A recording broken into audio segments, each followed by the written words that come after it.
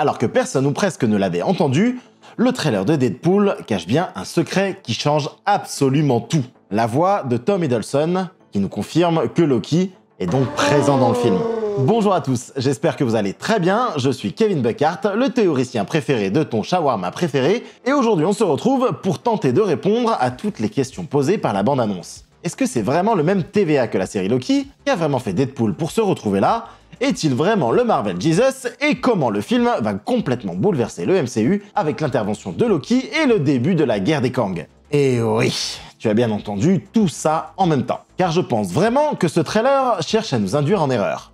Mais rassurez-vous, on va étudier tout ça pour comprendre vraiment de quoi il s'agit. Car après la série Loki, Deadpool lance officiellement le multivers au sein du MCU. On entre ensemble dans la spoiler zone, nous allons revenir sur la série Loki, donc si vous ne l'avez pas vue, bah désabonnez-vous en fait. Non, je déconne, tu peux rester. Par contre, juste quitte la vidéo et lance tout de suite la série.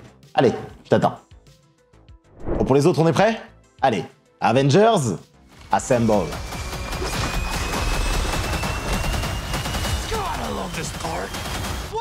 Mais avant de nous lancer officiellement dans cette analyse, et si je te disais qu'il était possible de voir tes films, séries et animés préférés, non disponibles en France, en toute légalité pour presque rien grâce à CyberGhost VPN.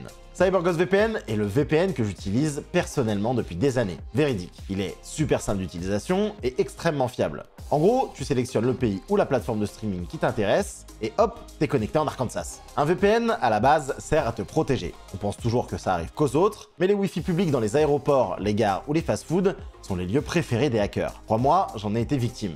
Avec CyberGhost VPN, tes infos personnelles sont protégées et tes données sont cryptées, ce qui est donc presque indispensable en télétravail ou en déplacement. Mais surtout, un VPN te permet de te connecter sur l'un des 11 000 serveurs dans 100 pays pour profiter des services de plus de 40 services de streaming de ces pays. Ce qui te permet de profiter des catalogues gigantesques des États-Unis ou même du Japon. Mais surtout, petit secret entre nous, de profiter des films Marvel quelques semaines après leur sortie au cinéma. Et en changeant ta localisation en ligne avec CyberGhost VPN vers la Belgique en seulement 3 clics, tu peux même accéder aux courses de moto et automobiles en français et gratuitement depuis les chaînes locales. Outre ça, notre Trustpilot au top, j'ai choisi CyberGhost VPN car il coche toutes les cases. Possibilité de l'utiliser sur 7 appareils en même temps et sur toutes les plateformes, Windows, iOS, Android et compagnie. Il est utilisé par 38 millions d'utilisateurs. C'est beaucoup. Et un support 24 heures sur 24. C'est pratique. Mais surtout en ce moment, ils ont une offre immanquable à 2,03 € par mois avec 4 mois gratuits. Ce qui nous fait une réduction de 83%. Merci papa. Donc, c'est le moment parfait pour l'essayer. T'as rien à perdre puisque c'est satisfait ou remboursé. Merci à eux de sponsoriser la vidéo et toutes les infos sont à retrouver dans le lien en description. Dans cette vidéo, nous allons revenir sur le trailer en nous concentrant sur un biais bien précis. Celui qui le lie à Loki, au TVA et au multivers qui est en danger. Au début de ce trailer, nous voyons que Deadpool passe son anniversaire avec les personnes qu'il a sauvées lors de son voyage dans le temps. C'est alors que des agents du TVA viennent l'embarquer. Un TVA qui ne ressemble pas à celui de la série Loki, aussi bien au niveau des tenues que des décors. On peut donc se demander s'il ne s'agit pas d'un tout autre univers. Un peu de patience, on va y répondre. On le sait, Deadpool a créé un sacré bordel avec ses voyages dans le temps. Seulement, contrairement à Loki dans la saison 1, Wade n'est ici pas en tenue de prisonnier et ne passe pas devant un juge. Mais alors pourquoi? Eh bien pour comprendre ça, il va peut-être falloir revenir sur les éléments de la série Loki. Lors de la saison 1, et avant que Sylvie ne désigne celui qui demeure, le multivers n'existait tout simplement pas. Et donc, Deadpool non plus. Le TVA, dont le nom anglais est Time Variance Authority, je ne connais pas du tout le nom français, avait pour mission d'isoler la timeline sacrée et d'empêcher l'avènement de variants de celui qui demeure. Une timeline sacrée qui ne représente en réalité qu'un seul univers. L'univers 616, composé de nombreuses branches. Le TVA élague alors chaque branche qui pourrait mener à la création d'un de ces variants, ou à un événement Nexus suffisamment important qu'il créerait un nouvel univers. Mais comme le montre le plan d'intro de l'épisode 6 et le flux temporel de l'ancien dans Endgame, la timeline sacrée est composée de multiples temporalités qui n'ont pas d'incidence majeure, déviées d'un seul et même univers. Bon, je vais essayer de rester simple pour ne pas vous perdre. En gros, seul existait l'univers 616 et ses variations. Une sorte de mini-multivers, mais qui ne varie pas fondamentalement, contrairement à tous les univers vraiment différents qu'on a pu voir dans le voyage d'America de Multiverse of Madness. Tous étant liés à une temporalité commune, qui va du Big Bang et la création des pierres de l'infini, en se finissant par la fin des temps et le néant. avec, pour chaque variant, le même destin. Pour assurer sa survie, celui qui demeure a dû créer un schéma qui se répète en boucle, privant les habitants de la timeline sacrée de libre arbitre. Autrement dit, leur destin est figé, ils ne peuvent pas en changer du tout au tout. Ce schéma qui se répète sans cesse inclut la création du multivers, qui mène à une guerre multiverselle, gagnée par celui qui demeure, qui mène à son tour au TVA et à la timeline sacrée, jusqu'à l'arrivée de Loki et Sylvie, qui répètent cette boucle. And around, and around, and around we go. Retenez bien ça, c'est très important. Et oui, pas de panique, on va revenir à Deadpool. Le cœur temporel qui est présent dans la saison 2 a lui pour but de réinitialiser la timeline sacrée en cas de surcharge. En gros, il permet d'empêcher le multiverse de se recréer. Et un cœur temporel que Loki décide de détruire, ce qui libère le multiverse que Loki fait renaître, donnant finalement ce fameux libre arbitre à tous et sans intervention du TVA. Chaque liane est donc un univers unique, indépendant du 616 et composé de nombreuses sous-branches. Ici, chaque liane que prend Loki prend la même forme que la timeline sacrée. Ce sont donc des univers uniques, indépendants du 616. Et comme celui-ci, ils sont tous composés de nombreuses sous-branches. Grâce au pouvoir de Loki, chaque univers naît comme s'il avait toujours existé. Et Loki, avec ses pouvoirs, leur permet de les réactiver. Avec cette action, Loki donne naissance à l'univers des Spider-Man, mais aussi à l'univers des X-Men et de Deadpool. Une liberté d'action et un libre arbitre sont alors créés, lançant inévitablement le chaos qui va mener à la destruction du multivers. Car sans contrôle du TVA, des variations causées par des personnages tels que Strange, Wanda ou les Kang mènent les univers à entrer en collision. C'est ce qu'on appelle une incursion.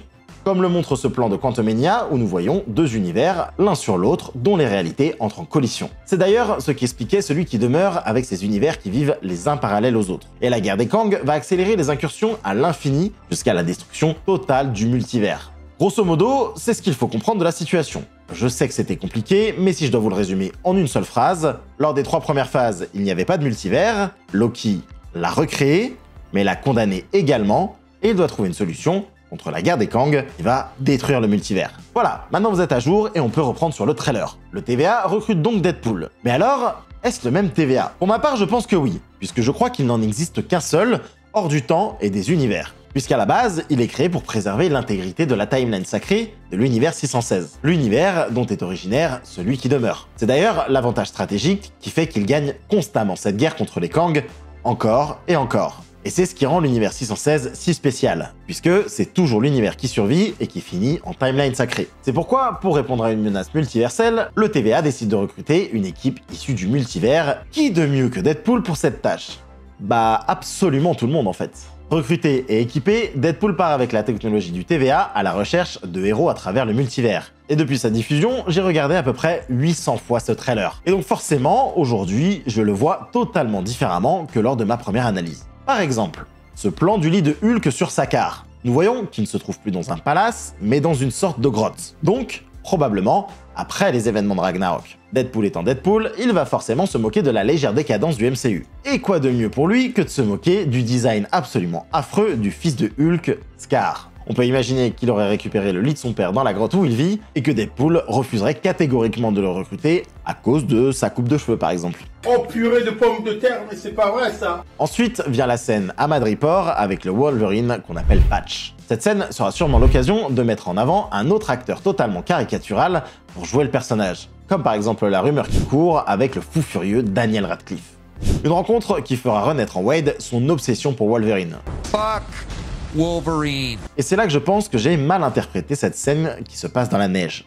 Je pensais qu'il s'agissait de la scène de Age of Ultron, or je suis désormais sûr et certain qu'il s'agit du lieu où est mort Wolverine dans le film Logan. Je vous rappelle que Deadpool n'arrête pas de faire des références en rapport avec ce film. Et je suis sûr que ça se passe après les événements de Logan, puisque premièrement le film se passe en été et là on est clairement en hiver, qu'on reconnaît la même végétation, mais surtout on y voit le véhicule projeté sur le clone de Wolverine. Si, c'est totalement le même. C'est d'ailleurs potentiellement ici qu'il pourrait rencontrer X-23. Dans cette scène, on voit qu'il combat la TVA. Et encore une fois, Deadpool étant Deadpool, c'est sûrement à ce moment-là qu'il va se retourner contre eux, car il n'en fait qu'à sa tête, et c'est comme ça qu'il finira brouillé. Se réveillant dans le Void, ou le néant en français, il y rencontrera ses nombreux variants, qui avaient été recrutés par le TVA avant lui et qui se sont tous retournés contre eux, et les personnages des univers brouillés de la Fox.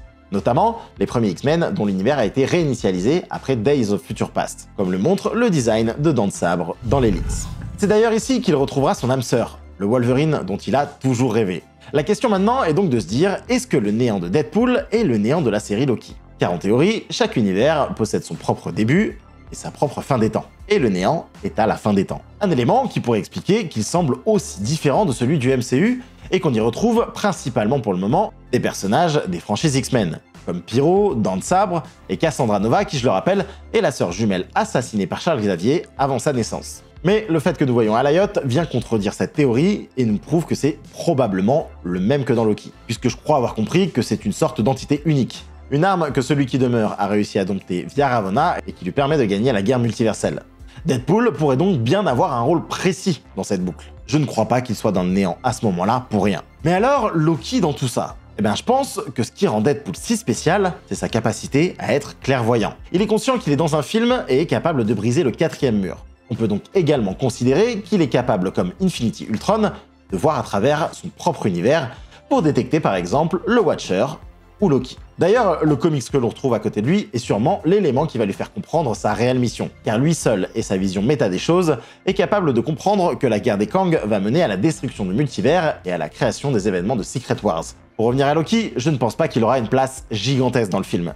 Mais c'est bien la voix de Tom Hiddleston qui dit To be a hero among heroes. une phrase qui sera sûrement l'élément déclencheur qui mettra Deadpool sur le droit chemin dans la création de cette fameuse équipe un peu folle multiverselle, comme a pu le faire le Watcher dans What If. Quoi qu'il arrive, je pense honnêtement que ce trailer ne nous a presque rien montré. Il sera à coup sûr un véritable lien entre la série Loki et le prochain film Avengers Kang Dynasty, voire même Avengers Secret Wars.